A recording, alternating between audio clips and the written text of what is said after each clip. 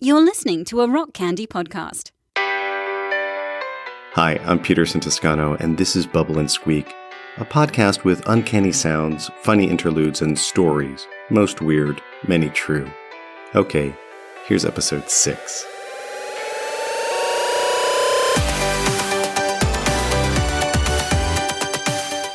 Our show today comes in 3 parts. Part 1, a true story entitled, What is this? Part 2, a television transmission from the future. And Part 3, a sound slice created for us by Taylor Lightman.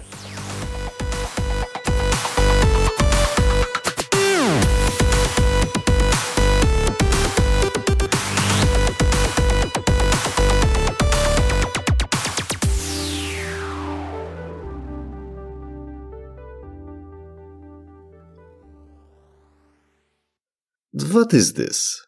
A true story. In the late 1980s in New York City, I worked as a waiter. Now, this was not a standard restaurant. I served in the private executive dining rooms on the 50th floor of the American Express Tower. It stood in the shadow of the World Trade Towers. Each morning, I arrived very early and served breakfast to the president of American Express or the chairman of the board, sometimes both of them together.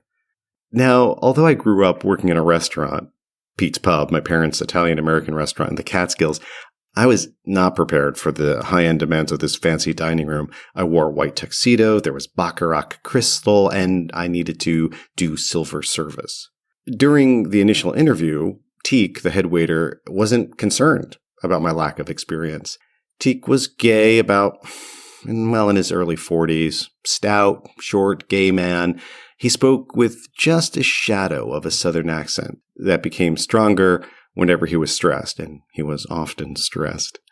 He reassured me, I can teach anyone to serve silver service. He then waved his hand towards the waitstaff folding napkins in the other end of the dining hall, out of earshot. Half were middle-aged straight women. About a third were Black and Latino men and women. The rest were young, white, handsome, gay men. He said, if I had my way, I would only hire waiters like you. 2 times a year, the board of directors gathered on site and then had a formal lunch in our dining halls. Teek pulled me aside. I want you to work the head table. This was where the chairman of the board sat with high-powered board members, including former U.S. President Gerald Ford and former Secretary of State Henry Kissinger. Now, you may not remember how Ford became president. He started out as a congressman. He was never elected to the presidency, but he became Speaker of the House. But then Richard Nixon's vice president, Spiro Agnew, resigned amidst allegations of tax evasion and money laundering. So Ford became vice president. But then Nixon resigned from the presidency in order to avoid impeachment. Ford then became the U.S. president. An hour before lunch, Secret Service agents clogged the hallways with their earpieces and speaking into their risk. Everyone was on edge, especially Brigitte.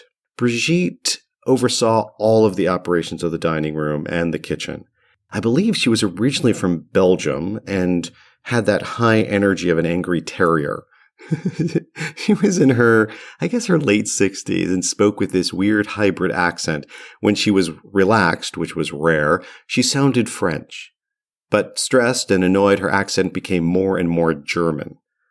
Some of us joked that she was really Eva Braun, Hitler's lover who had escaped the war and now lived disguised as Brigitte. The first course of the lunch was shrimp cocktail. I floated out into the dining room. It was filled with giant floral arrangements that were imported every week from Paris. I served each guest a crystal goblet overflowing with large, plump, perfectly steamed shrimp, and there was a dollop of some sauce in the middle. I reached Henry Kissinger last. He looked at the shrimp, then up at me. What is this? He asked. It's shrimp cocktail, sir. I don't want this. Take it away. I walked back to the kitchen with this single shrimp cocktail on my tray. Brigitte, looking through the porthole-like window, scowled. What is it? Henry Kissinger doesn't want shrimp? And this cry went up and was echoed around the kitchen. Henry Kissinger doesn't want shrimp. Henry Kissinger doesn't want shrimp. Henry Kissinger doesn't want shrimp. A chef suddenly produced a canary melon, expertly sliced it, and garnished it with strawberries cut to look like tiny fans. He dropped it on my tray, spun me around, and pushed me back out into the dining room to Henry Kissinger. Brigitte watched from the window. I placed the melon in front of Kissinger. He looked at it, then at me. "What is this?" I suddenly thought of my mom, Anita Toscano, who was never impressed or intimidated when celebrities came to her restaurant. One busy Saturday night at Pete's Pub, a waitress gingerly approached my mom in the kitchen. Deborah Winger and her party were fussing about how long the food was taking. My mom grabbed a basket, stuffed some hot Italian bread in it, stormed out into the dining room. She slammed the basket in front of Deborah Winger and said, "I got a lot of hungry people ahead of you, so relax, eat your bread, or get the hell out." I thought of lots I could say to Henry Kissinger at that moment. Like, weren't you Secretary of State? Didn't you travel the world whining and dining with the elites? Weren't you involved in politics, meddling in Asia, Latin America, and the Middle East? In all that time, did you ever once encounter a melon? Because this, sir, is a fucking melon. I thought of all that in a flash and stuffed it down. Because I wasn't my mom. I wasn't Anita Toscano. See, I wanted to please everyone. I wanted to please the president of American Express when I served him his morning grapefruit. I wanted to please Teak, who fawned over me every day to make sure my collar was straight. I wanted to please my pastor and God as I daily repented for being gay and submitted to ridiculous and dangerous treatments that constantly failed to cure me and only made my life worse. So I smiled. "It's a melon, sir." "I don't want it. Take it away." I returned to the kitchen. Brigitte's wrath was oozing out of her eyes. "What is it?" Henry Kissinger doesn't want melon." A chorus shot around the kitchen. "Henry Kissinger doesn't want melon. Henry Kissinger doesn't want melon. Henry Kissinger doesn't want melon." The chef dashed into the walk-in cooler for something. Another chef snatched the melon from my tray and tossed it into the garbage. Brigitte barked, "Ach, the hell mit Henry Kissinger. Go to the next course. The next course." I'm holding on to this life just by the skin of my teeth. You think that I'm just a relic. You say that I'm obsolete. You think I live in confusion. You think I'm all out of sync. You're watching Turner Classic Movies. Launched in 1994, we've brought you classic films for over 175 years.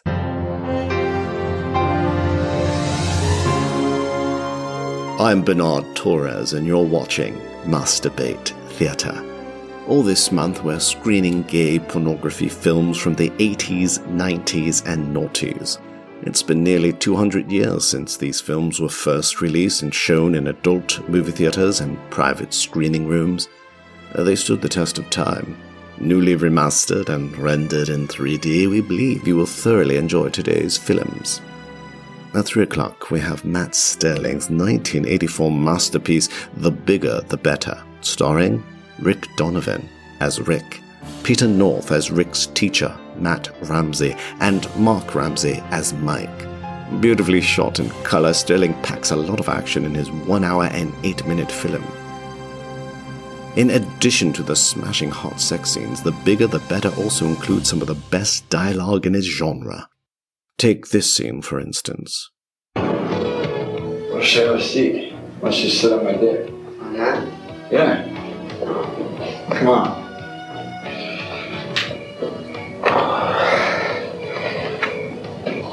Come on, you can take it, man. Sit on it. Alright. Fuck this ass, huh? Sit on that cock. Come on, you can take it. A little lower. At 4:10, we feature William Higgins' 1987 award-winning film, Big Guns. It's one of the most celebrated films to come out of the famed Laguna Pacific Studios.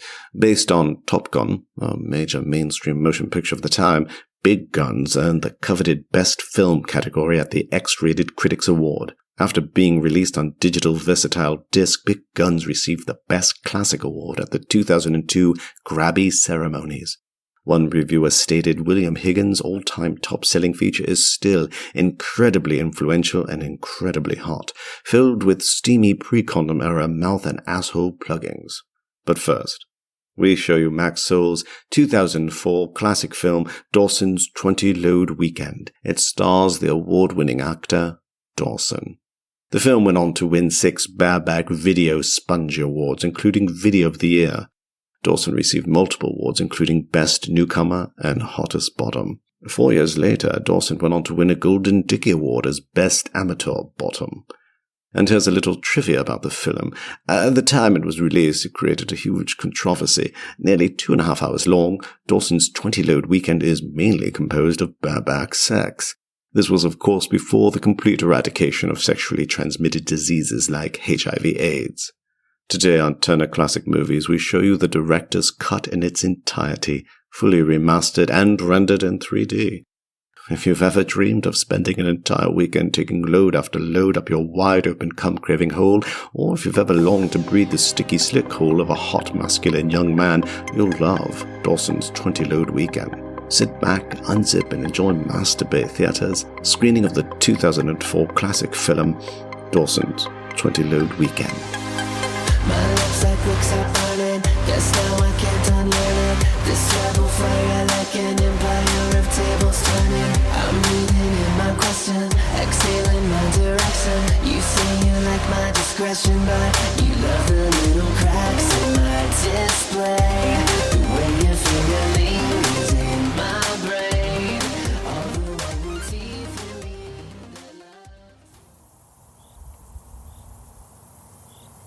Let me set the scene for you. It was a small-town summer in the Alps. Sage incense, green tea, frosty air. Lightning in the distance. Mountain goats, saunas. Horseradish and honey relish on freshly baked bread. In the mountains, everything is strong and meaningful. On one hike, my brother and I happened upon a herd of cows. Each cow had a copper cowbell coupled to its neck with a thick leather strap. The way the cows moved their bodies rang that bell the way it was meant to be rung, each ring impregnated with expression, floating a mile, an offering to the mountain goddesses. Re-enchant yourself with the world.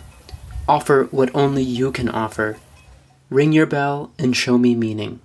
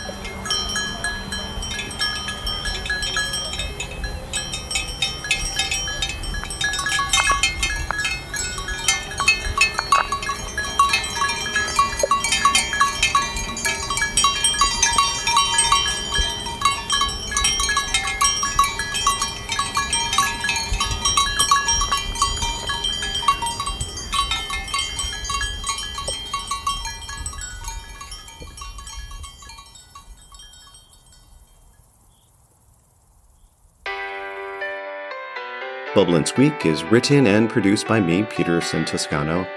I mostly make this show for me and for my friend Daniel, who has beautifully modeled what overcoming conversion therapy looks like. Many thanks to Taylor Lightman for providing the sound slice on today's show. Follow Taylor on Twitter at Taylor Lightman or on Instagram at @TheRealTaylorLightman. Our theme song is Worthless by the Jellyrox from the Bang Whimper album. You also heard Kick the Habit by EleventySeven from their RadScience album, and Dangerous by The Fast Feeling, which appears on their Pulses album. You can find these songs on iTunes, Spotify, or wherever you listen to music. If you want to get in touch with me, feel free to tweet at me at P2Son, the letter P, the number 2, SON. And thanks for listening.